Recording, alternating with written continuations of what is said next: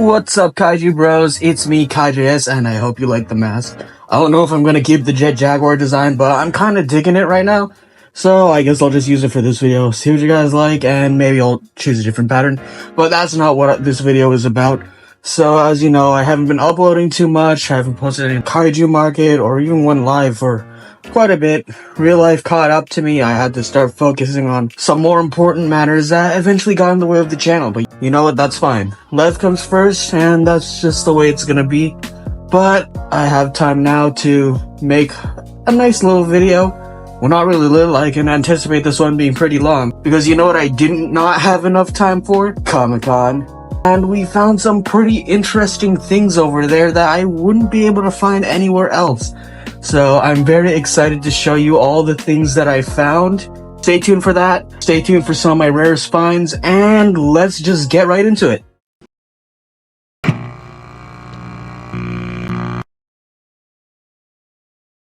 So before we get into the juiciest of juice, let's start off a little bit smaller with Godzilla Source from Godzilla -1. So this is not the movie Monster Series version. It was there, but I found it after I saw this one and purchased it. So I'm stuck with this one, but you know what? I don't even mind too much because I actually like the smaller scale that it's got going on here. You put it next to some regular Bandai movie Monster Series figures and it actually scales pretty good. So I'm actually glad that I have this version over the movie Monster Series one. They're both practically the same, except this one's just a little bit smaller. So this is a box it came in. I absolutely despise the shit out of this image. Why do they keep using it on everything? Anyways, Godzilla 2023 Odo Island version. That name's kind of a mouthful. So I'm just calling him Godzilla Source because that's what he is. Look at him. So the box run, 4+. Looks like I'm too old for this one. 954, 974, Mechagodzilla, 123, Godzilla Source, and that's pretty much there is. Recycled molds, but it's fine in this case because Godzilla Source is supposed to be smaller than your average. Most Godzillas in this case, actually. So put the box aside. Let's take a closer look. Love the details. Should be exactly the same as the movie Monster Series version, except just a little smaller. And there's no tag that I have to worry about. You gotta love the fine details, like the scarring on the tail. There should be some more scarring, but I don't know if there is. Let's see. More scarring on the tail. You gotta love that detail that remains even when it's in a smaller scale. So I'm really happy with Godzilla Source. I do have a -1 to go with it, so let me grab that. So here is -1 Godzilla that I found at a comic book store. You place them next to each other. They scale really good. So you can tell that this is the Godzilla Source and this is the big Godzilla. So I'm really happy. He is a little bit more brown than -1 Godzilla. I think that's a really good touch because I'm pretty sure that it is that way in the film. Even if it's not, it's a welcome change. So throw you aside. I'm really happy with Godzilla Source. It's a wonderful figure, and I just really love the -1 Godzilla Source design. I remember going into the theater and watching the movie, and then seeing it on the big screen. He wasn't hinted at in the marketing or anything, so he was such a pleasant surprise, and I enjoyed every single second he was on screen. And to just have him as a figure is really great as a Godzilla fan, because I really like the Godzilla Source from -1, if I haven't stated that enough already. So here he is, really love it, and I guess we can move on to the next thing we found. So right over here we have the Godzilla action figure, Godzilla 1991. It's just called a Godzilla action figure. So looking at the back of the box, we get also have 2004, 2023, and Q. I got Godzilla 1991 because he certainly looked the best out of all of the figures that they released so far. I'm not really a fan of how 2004 is completely jet black, and not all of the details seem to retain when translating it into a fully articulated figure. Same applies for -1. At least he's not jet black, but something about it just seems off and maybe not want to get it. Especially Kiryu, because a lot of the paint and details have seemed to fade off once they translated this into a fully articulated figure. That being said, I don't have that problem with Godzilla 1991 over here. He has a generous amount of articulation, I'd say. Move at the head, open and close his mouth, arms. The thing I'm not a big fan of about the articulation is that it seems to lock in place. So you can't have it in certain positions because it's just gonna... I guess you can do it sometimes, but a lot of the times it's just gonna lock in place. So if you're trying to do a stop motion with it, don't expect any too fluent because sometimes it's just gonna do that. We also got some shoulder articulation, but no, not shoulder. We also got some elbow articulation. And the good thing about the hands is that they're on a ball joint. So that's always nice to see. Legs are on a ball joint too. And knees are on a hinge. Feet are on a ball joint. And that's very awesome. Tail is divided into 3 different segments: the base, the middle, and the end. Not too much articulation you can get out of the tail just because it's already in a predetermined pose, which is a bit of a letdown, but it's fine. I can live without it. So enough about articulation. Just looking at this figure, you can tell that it's retained all of its detail. You just look at it. The reason I picked this one up over the others is because it is one of the best looking ones out of that figure line. But this is undoubtedly one of, if not popular, one of the most well-known Godzilla looks. Like, you place a bunch of Godzilla designs in front of me, I'm going to say that this is the definitive Godzilla, if not any of the other 1990s Godzillas. So, I'm a really big fan of this figure. He may not be perfect, but he serves his purpose excellently. And he doesn't scale too bad with other movie monster series figures. So, with that being said, here are some movie monster series figures, such as Biollante from Godzilla vs. Biollante. I did not expect to see this at Comic-Con. I didn't expect to see a lot of things at Comic-Con, which is why it's such a great event. You should, if you're a collector and you like collecting, because you're a collector, I don't know why I'm being redundant, but if you like collecting action figures and want to see things that you haven't seen anywhere else, then go to a convention because you're going to be surprised with what you can find. I've been to 2 conventions already. I can already say it's such a satisfying experience because you find things you've never seen before. Trust me, I went on an entire mission last year exploring a nearby city just to see which one sold Godzilla stuff. And even when I think I found all of them, I just ran into some stuff that I never find anywhere else whenever I went to a convention. So here's Biollante. I didn't have to go all the way to America to go buy it. I didn't have to order it online. I just found it there for a generous price of $40. And I'm pretty satisfied with it, actually. Only 2 points of articulation, those of which being the tendrils. But it's a nice figure overall. I don't think there should be too much articulation on this anyways. It kind of looks like the head can rotate, but I guess... Oh, the head can rotate. There we go. 3 points of articulation. The tendrils here aren't painted, but it's fine. It's not the biggest thing in the world. I love the paint job on this where there is paint. You can see the purple metallic eyes that Biollante has. And there's a nice hue shift between the main body and the spikes or plates, leaf things on the back. And it's just a very pleasant figure to have, even if you can't move it or give it crazy articulation. It's a nice figure to have in your collection if you love Godzilla, just because it's Biollante, one of the coolest monsters in my opinion.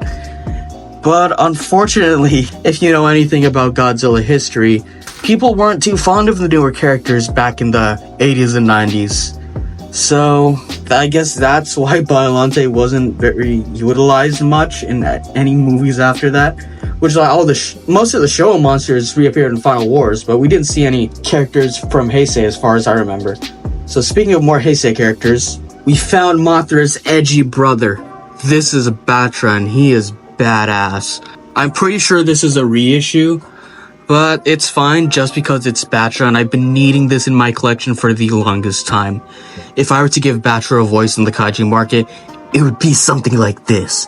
This is my Shadow the Hedgehog impression. He would be really edgy, just couldn't look at him. So I really like the paint job on this guy.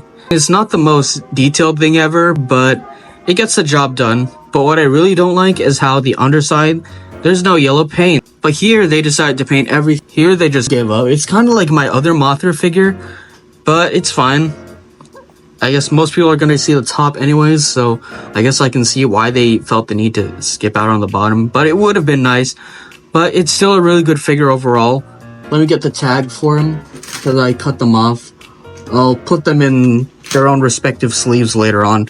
So here's Batra, $40. Let's take a look. Oh, excuse me. Let's take a look. 4 and up. I guess that's why they cut corners. So we make a nice Batra silhouette and Batra's wings from Godzilla vs. Mothra. And here's Biolante's tag. You got Biolante. You just open it up. Biolante silhouette and Biolante's tendrils. You got some awesome figures that I didn't think I'd see anywhere. I was not expecting to run into Batra or Biolante at all. So I'm really happy that I did, and they're in my collection now. These are characters that I haven't had before, especially Batra. I have had a Biolante figure, but that was just a keychain, so I wouldn't really say that counts. But I finally have them, and I'm really happy with them, because I wouldn't be able to find them anywhere else unless I looked online, which is why you gotta go to conventions if you're in a fandom. So those are I don't know how to describe it. Those are some of the more common things you can find, even though I would have struggled to find them anywhere else. But let's jump into some of the rarest figures that I found at Comic-Con. So we got Mothra and Mechagodzilla. Now you may be asking, KaiJS, what's so special about these two figures in particular? It's just Mothra and Mechagodzilla from Godzilla vs. Mechagodzilla 2. Well, to any avid collectors or fans out there, you would recognize this Mothra and how it looks. And maybe you would recognize this Mechagodzilla and see how it looks. So, here's the cool thing. You look at the trademark, 1994, Trendmasters Inc., made in China, 1994 Toho. You can find the same thing on Mechagodzilla. These are legitimate Trendmasters toys produced back in 1994. These things have been discontinued for over 30 years now, and I was able to find them at Comic-Con, which is crazy to me, because I wouldn't expect to see them there, because when I found them, they were sitting among a bunch of knockoffs. But I did some thorough checking to make sure these were the real deals, and they actually are, so I definitely had to grab them, because the guy was selling them for $15 each. Now, that's a generous price considering how old these are. So this was definitely a steal. Let's take a look at Mothra first. You'll notice some hole in the wings, and that's because these are the bendable Godzilla action figures from Trendmasters. So these figures have a rubbery texture because I'm pretty sure they are made of rubber. And if you move them around so, you can get some pretty good articulation. I'm not sure if this would count as articulation. Why wouldn't it? It's moving around. So Mothra can flap her wings, and I think that's awesome. Of course it would be awesome. We all love articulated Mothra. And it doesn't just restrict to that. You can make them bend a certain way. So if you only want the tips of the wings to fold up, you can have that happening. But if you want it to go all the way up like that, you can do that too. And to think this was only $15 for a discontinued figure. They didn't even make me pay tax or anything. So to that one guy, thank you so much for this, because god damn, that was such a steal. Let's take a look at Mechagodzilla as well. Mechagodzilla also has some holes in his limbs, and you can move him around so. Got some lovely arm articulation. Folds in the elbows, spread out his legs so. Can't really bend his knees, but that's fine. Legs can kick out a little bit, but I'm worried I'm gonna wear out the figure. So it's fine. Move the arms back in place. These are really awesome, guys. These are actually some of the rarest pieces of merchandise that I have from the Godzilla franchise. Just because they've been discontinued, and these were made over 30 years ago, these have to be some of the rarest things that I have in my collection. And to think I found them for such a low price, all things considered, I just think that's awesome. So let's place them over here, and let me show you the final thing that I found at the convention. Now here's a figure that I've been searching for deliberately and was hoping would be at the convention. This is the Hyatt Toys Exquisite Basic Godzilla 2014. Now, I don't know if I've made this clear, but Godzilla 2014 is one of my favorite Godzilla designs. He was my first true exposition to Godzilla because my cousin showed me the 2014 Godzilla movie when it came out, and I fell in love since then. Godzilla has such a sentimental place in my heart because this was my first Godzilla, and I love how as soon as I got into the franchise, I learned more about the different kinds of Godzillas, and something about this one stuck with me. I've seen a tweet talking about how this Godzilla design in particular isn't like any Godzilla design we've seen before, but at the same time, it doesn't look like anything but a Godzilla design, which is where the appeal comes in for me. This Godzilla design is different, but it's not too outlandish, and when you look at it, you can tell it's Godzilla. So I like the uniqueness, but doesn't try to be anything more than it's supposed to, which is what I really like about it. I'm glad that they added the Toho dorsal plates back in 2019, but there's something about this one that just makes it feel unique compared to the rest. So I guess I'll just try to move some of the other figures out of the way, and then I'll just talk more about this guy.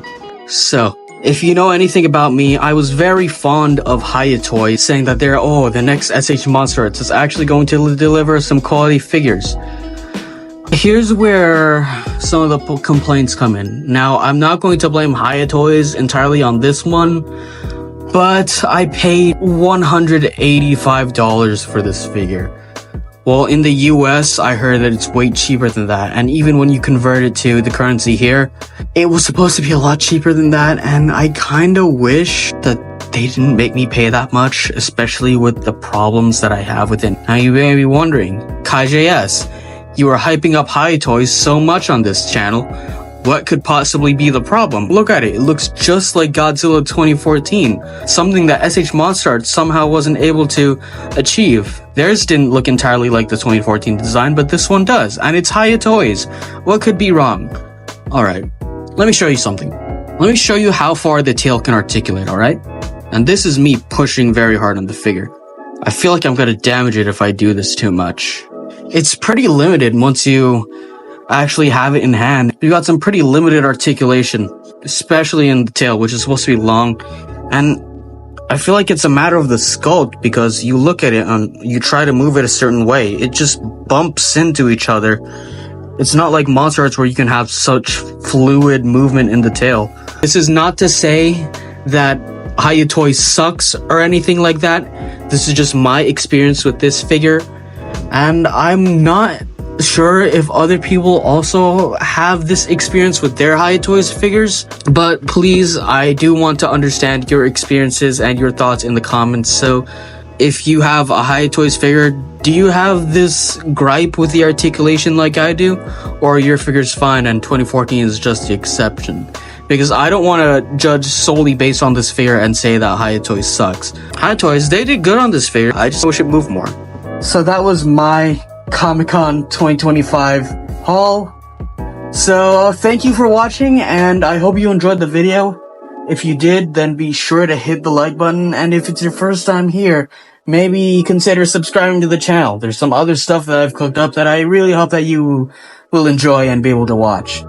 So that was my Comic-Con. How was yours? If you went, how was your Comic-Con experience, and what kind of stuff did you get this year? So that's the video. Thanks for watching, and I'll catch you another time, Kaiju Rose. Stomp on. This is my new thing. You see, if I do my hand like this, it looks like a kaiju paw print. Well, not paw, a kaiju footprint. Cause stomp, Godzilla stomps. Stomp on.